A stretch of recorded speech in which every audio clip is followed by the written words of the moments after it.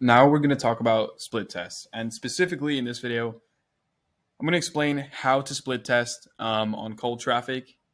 And the reason I think this is super important is because 99% of brand owners, offer owners, and agencies don't understand a thing about split testing. They don't understand the basics of direct response. And so it's worth watching this entire video, just reminding yourself of the basics before you start running your cold traffic funnel and start running your split tests. So, split testing is essential for scaling a funnel on cold traffic, whether it's a VSL or an advertorial, whatever, right? It's essential.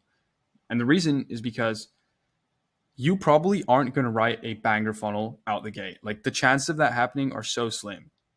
In most cases, what happens is you do your market research, you write your funnel, you launch it, and then the market will give you feedback. And that feedback will be in the form of conversion rates, sales, profitability, and cost per acquisition, right? CPA. So, based on that data, you'll know whether the funnel is promising.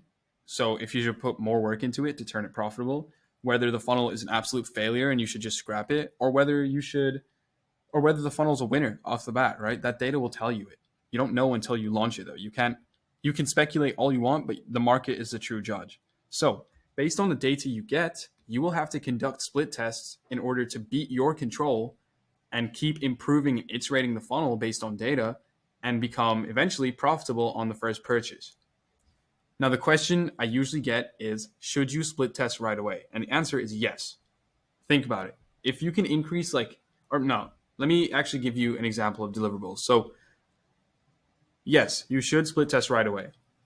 When we give clients an advertorial funnel as like a whole project, the deliverables always include multiple split tests. So that's like 4 advertorials with 2 split tests, 2 sales pages with 2 split tests, etc. We split test right away to increase our chance of success and give us a much bigger pool of data to pivot from. And think about it. If you're doing like 100K a month and you get let's say 100 million a year even, right? A 1% increase is like millions of dollars.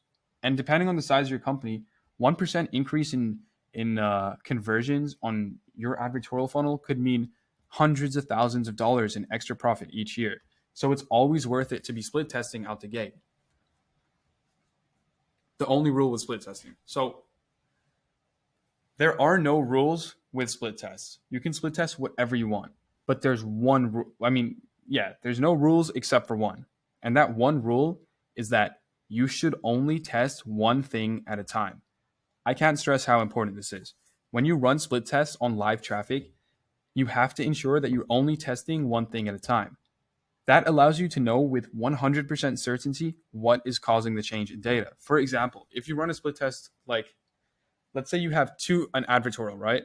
You write one advertorial and then you come up with a split test for that advertorial. You're going to split test a headline.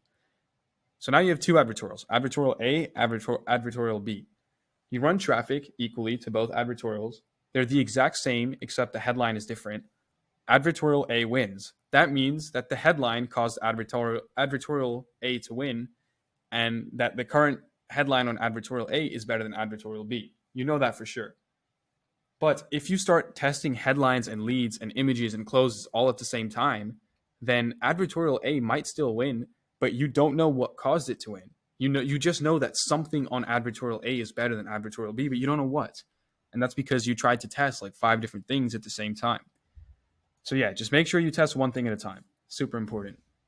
In terms of what you should test, well, there's 2 types of tests. There's low leverage split tests, the tests that you do at huge volume when you're kind of already making millions and millions of dollars. You can do low leverage split tests, and there's split tests which are super high leverage, which make or break the entire funnel, right? Here's some example of low leverage ones, button colors, upsell to, downsell to, subheadings, front end ads, body and close, and the close of the sales page. High leverage is headline, lead, price point, hooks on the front end ad, upsells and downsells, and the checkout page, right? How long should you wait before making a conclusion? So when you run split tests, you need to wait for data before you can come to a decision, right?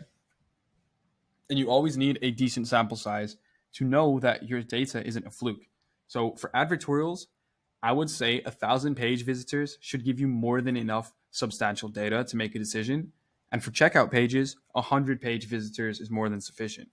So same with sales pages. So depending on your budget and how much you're spending, stick to either 1,000 or 100 in terms of like how much conversions or